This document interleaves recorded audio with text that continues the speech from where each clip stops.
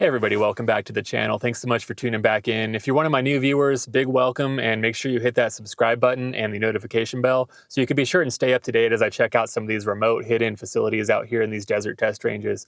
So in today's video, I'm going to hop into Janet, my Area 51 bus, and take a trip up the western edge of the NTTR to a particular hidden facility that's super difficult to spot. But before we do that, we have the red flag exercises at Nellis Air Force Base, which for those of you who don't know, it's not only the US Air Force, but you have the UK and Australian Air Force here as well. So it's a really cool place to spot some interesting fighters. So we're gonna head over to Nellis Air Force Base and see what cool kind of stuff we can spot. Without further ado, let's get to it.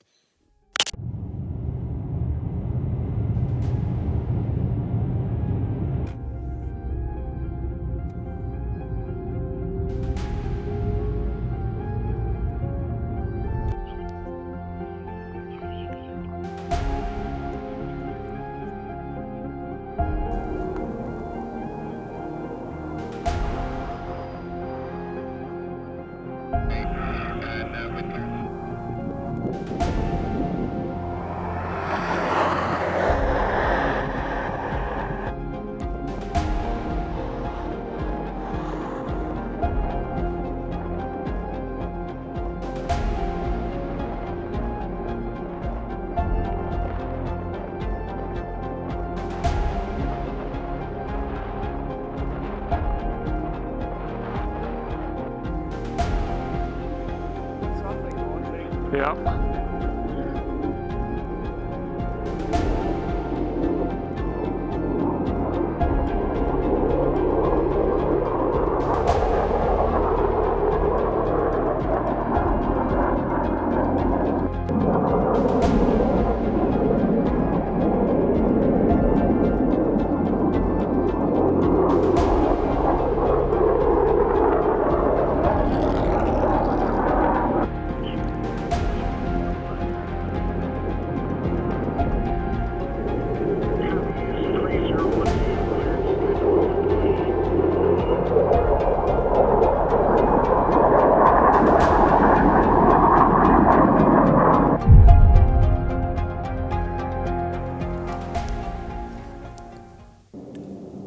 All right, so I have the PVS-14 analog night vision device hooked up to my Panasonic camera here.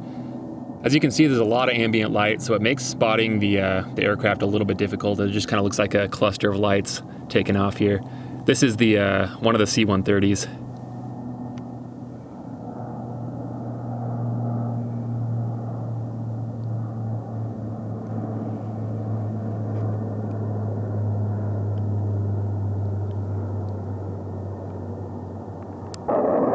We have a fighter taking off here, but again, it's hard to discern the shape of the airframe exactly. Once we switch over to the thermal here, it becomes a lot easier to spot aircraft. We got the good old RC-135 rivet joint. This is the UK one, Royal Air Force.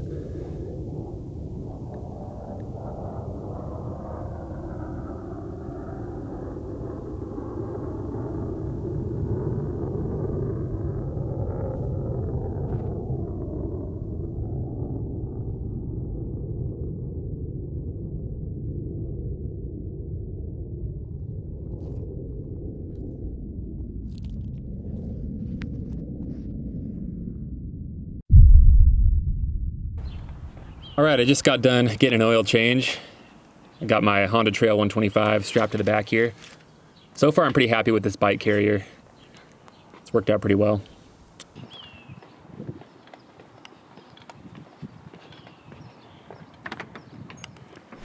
So one thing I've noticed after years of camping is that after really long drives, I rarely have the energy to cook. I'll oftentimes go eat out, but that starts to get really expensive after a while, and I have a microwave in my rig, which I'm super thankful for, but the problem with that is microwave meals tend to be not very good, and they don't tend to be very healthy either. That's why I was super excited to try out Factor, the sponsor of today's video. Factor really changed the way that I think about microwave meals with these delicious packages that they put together. We have things like the Italian sausage and marinara, queso poblano chicken, truffle butter filet mignon, really good stuff. I think today I'm gonna go with the Italian sausage and marinara. Preparing one of these couldn't be easier. All I have to do is unpackage it, poke some holes in the plastic film, pop this in the microwave for a couple of minutes.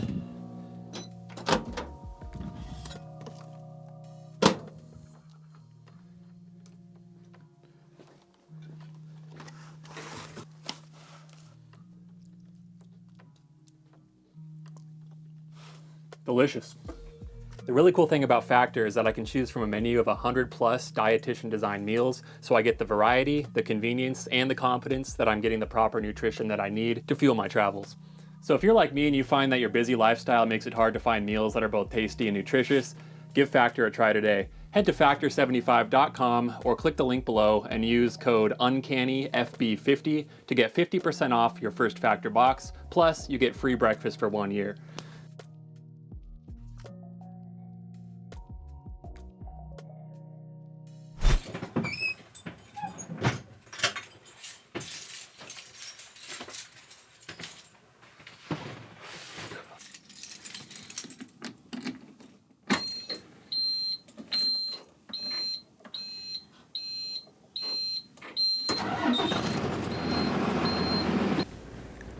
The gigantic land area encompassing the Nevada Test and Training Range is home to numerous classified facilities scattered around the desert. Places like Area 51 and to an extent the Tonopah Test Range attract most of the attention, but there are some places buried deeper, hidden from public view by towering mountain ranges and vast distances. One such facility, known as Tolicha Peak, will be the subject of today's expedition. To get eyes on this facility, it requires climbing an interesting mountain peak known as Stonewall Mountain. It's one that I've touched on in a previous video about a year or so ago, which I'll link below. This mountain is on public land managed by the Bureau of Land Management, but the road to get to it requires crossing into the restricted zone boundary for a few miles. In the past, there was a sign on this road giving permission to pass as long as travelers head directly to Stonewall Mountain and don't linger elsewhere, but the last time I rode through there, the sign had been removed, making it seem a little bit legally dubious. I went ahead and traveled the road anyway, and I did so without issue. So the Tolicha Peak Electronic Combat Range, or TPECR, is a substantial facility about 20 miles south of the Tonopah Test Range, located on Pahute Mesa. Exactly how long the Tolicha Peak facility has been there is not public knowledge, although the earliest satellite photos of Pahute Mesa taken in 1984 indicate that a small facility was there at that time. Interestingly, many stories from the world of ufology, namely those put forward by former CIA pilot John Lear, often tell of a mysterious secret facility on Pahute Mesa where he alleged that the recovered UFOs from S4 were moved. John Lear said a lot of kind of crazy things, but it's likely that the Tolicha Peak facility, given its geographic location and the fact that so little of its history is well documented, may have been the source of those particular rumors. Given the facility's designation as an electronic combat range, we can expect it to have similar characteristics to the Tonopah Electronic Combat Range in terms of equipment used for testing and training in all manner of electronic warfare. Aerial imagery indicates a pretty sprawling facility with numerous structures, antenna arrays, a helipad, and what could be hangars, though there's no immediate sign of an airstrip in the area. I'm pulling in now to the Indian Springs gas station, which is right across from Creech. They're not the biggest fans of me in this area, I can tell you that. Last time I was at this gas station in my other car, I had a car full of plainclothes investigators come talk to me. I don't know if they recognize my bus or not, so we'll see.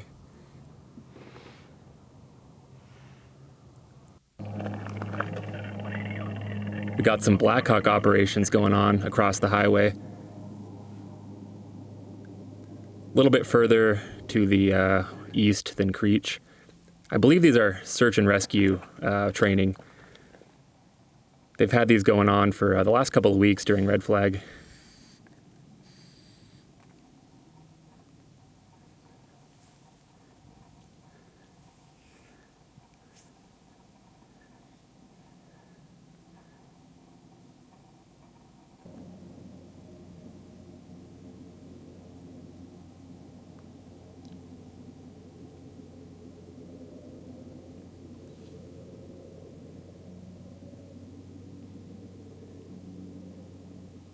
Yeah, they always kick up a ton of dust whenever they're coming into land here. I would hate to be under that.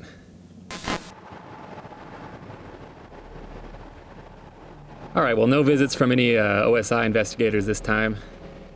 Let's keep heading on down the road. We're continuing along the southern border of the Nevada Test and Training Range. Next, we'll be heading up north towards Beatty.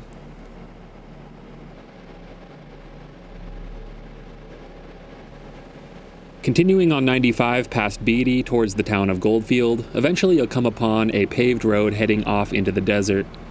This is the main entrance road to the TPECR. You can see here there's an employee leaving the facility right now.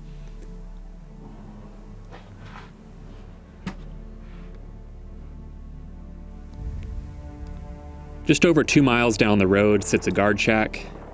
If I have time when I'm done with the hike, I'll ride my motorcycle out to the guard shack and get a little closer look.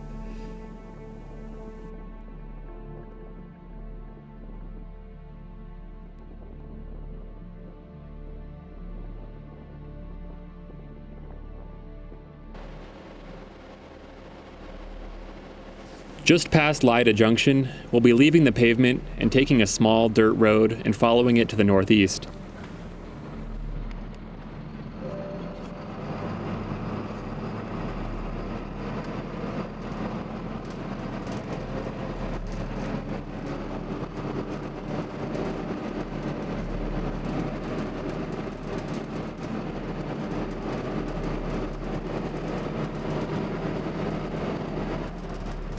It looks like the road has been graded relatively recently.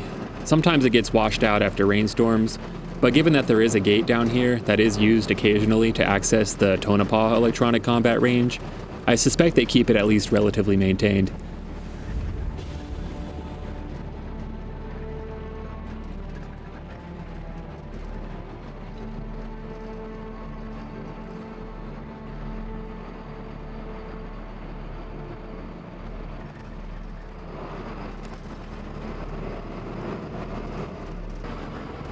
This trail here leads to a dry lake bed where I'll be making camp for the night. Tomorrow, I'll be ascending that majestic looking mountain that's directly through the windshield, known as Stonewall Mountain.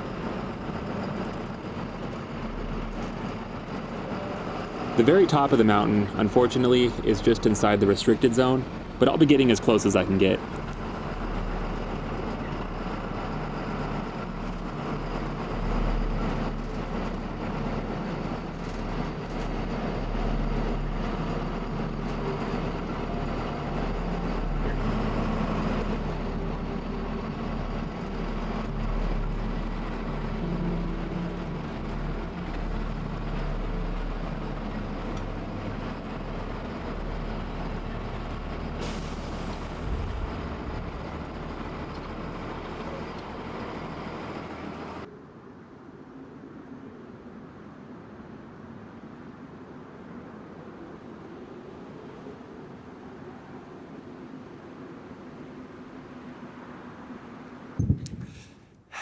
Yeah, hopefully the audio is not too bad, but as you can see, if this dry lake bed looks familiar, I have stayed here before when I've been doing videos on this area in the past, but we have Stonewall Mountain kind of looming over there in the distance. Bright and early tomorrow morning, I'm gonna be heading back out to the road we just came in on, continuing towards the test range.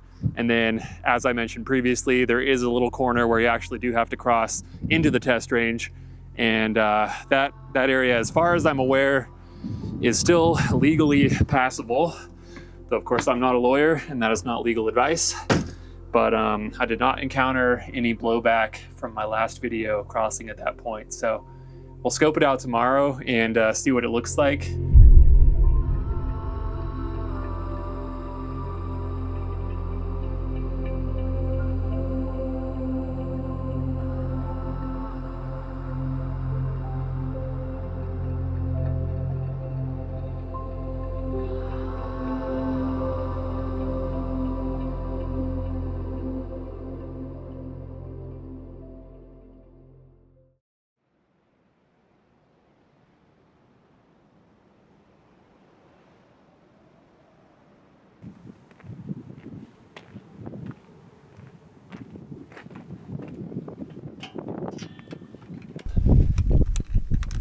All right, well, I'm ready to hit the trails on this nice brisk morning.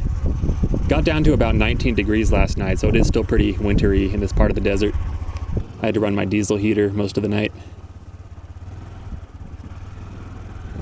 So back towards the main dirt road, I'll be taking a right and then heading towards the boundary of the Nevada Test and Training Range, to the point where theoretically we should still be able to legally cross to get to Stonewall Spring.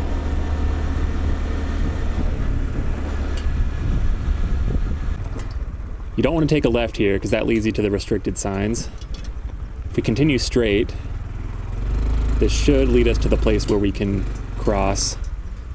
I think it's some sort of an easement agreement they have with the Bureau of Land Management, if I'm not mistaken.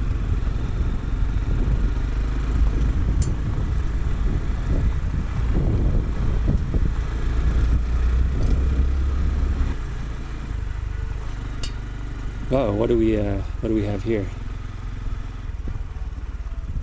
Oh, interesting.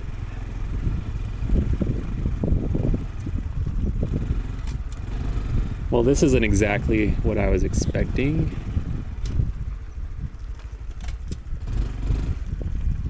Sure looks like an Air Force warning sign here.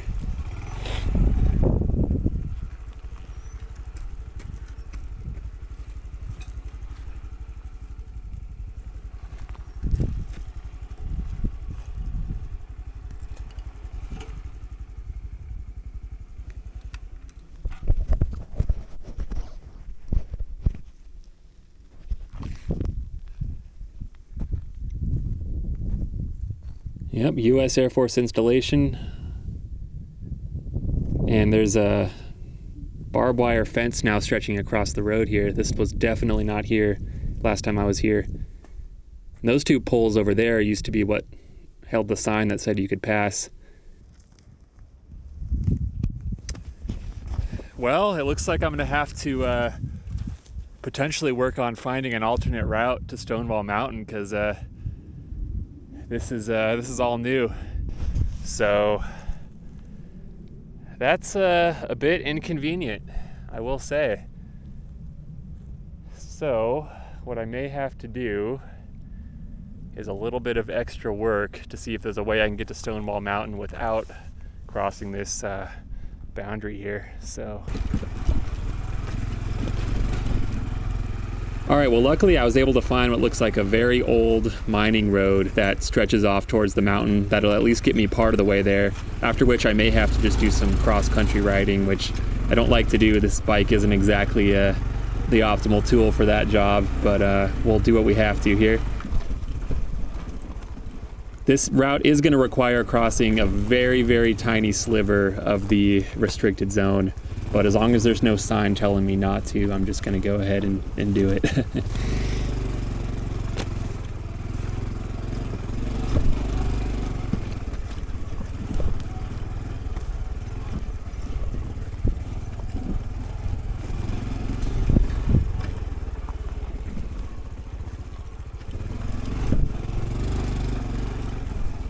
Yeah, at this point the trail is basically gone and I'm just riding over rocks. I really hope I don't pop a tire out here. This video would get very interesting, especially because I'm already so far behind schedule.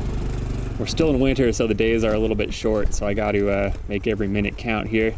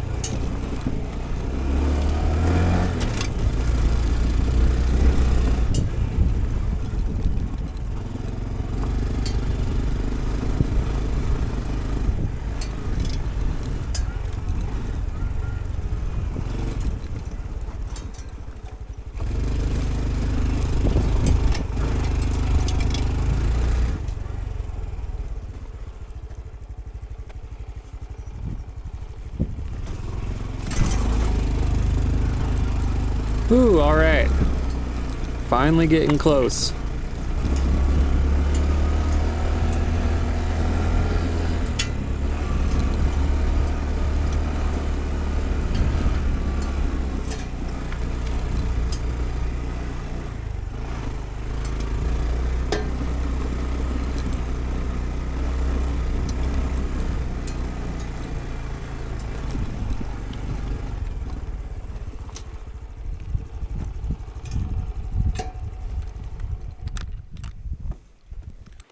Well, after following a route that nobody in their right mind should ever take, I officially made it to the Stonewall Spring, Stonewall Mountain.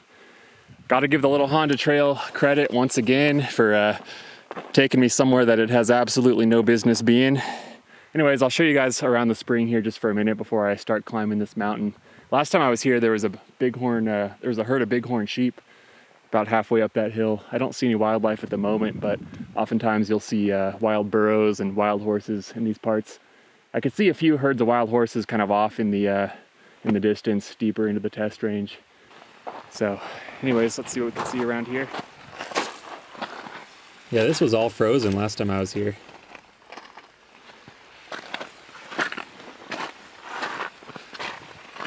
And here is the Stonewall Spring.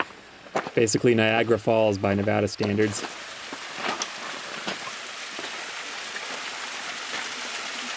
It is a very peaceful local watering hole for all the wildlife here.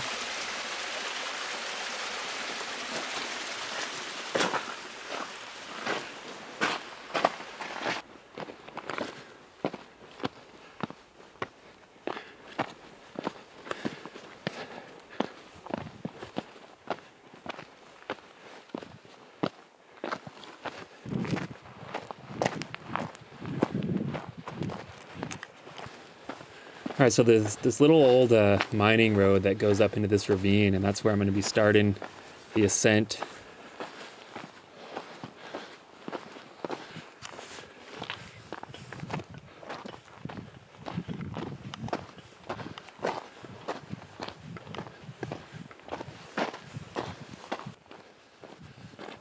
The brush is getting pretty thick, and looks like we have a little stream here.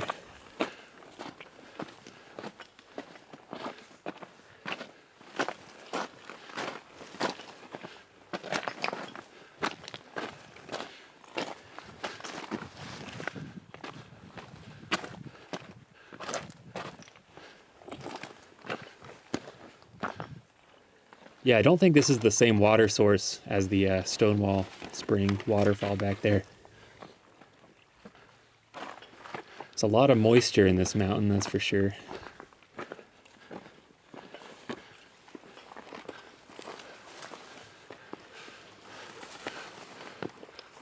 There's basically no kind of trail. I'm just kind of scrambling up the rocks.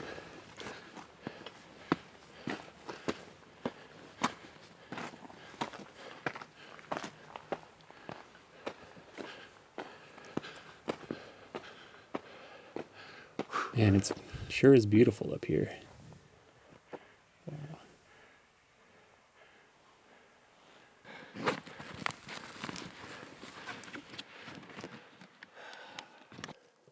All right, well, we're definitely getting to the part where the incline starts to get a little bit steeper. The only really hazardous terrain that I've gone through so far is right along the little creek. There was a ton of thorns that I had to trudge through. I got a few scrapes, but nothing too big.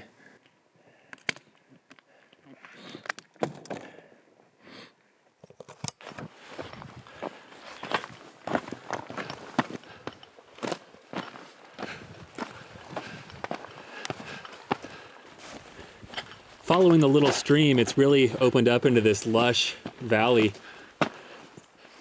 Lots of vegetation, trees and grass. It's a pretty big contrast between here and the surrounding desert outside the mountain. It really is amazingly serene and beautiful.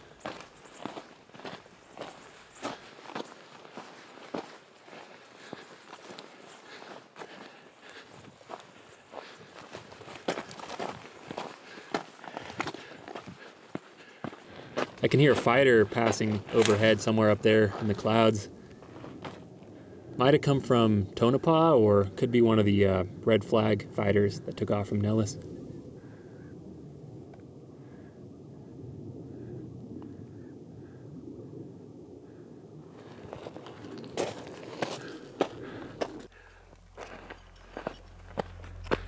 All right, so I'm almost to the stopping point now. Again, I won't be going quite all the way to the peak of the mountain because it is inside the restricted zone. But where I am stopping now will give me enough elevation to look across Pahute Mesa.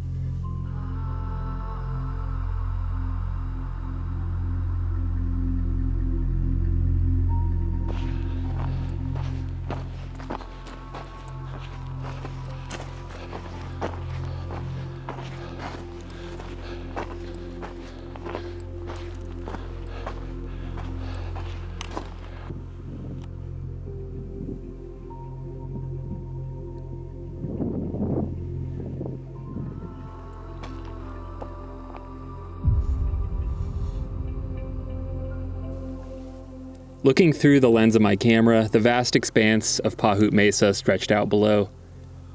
Photography conditions were definitely suboptimal, with the sun being directly overhead and some rain clouds between me and the mesa. Nevertheless, it was a beautiful sight to behold after an almost 3-mile uphill climb. We can make out many of the structures here.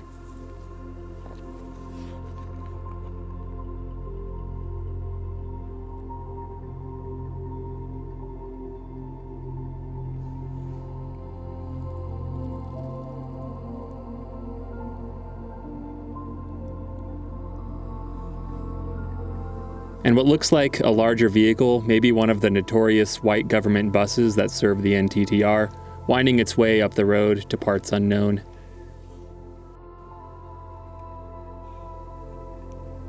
Radar domes line several of the hills.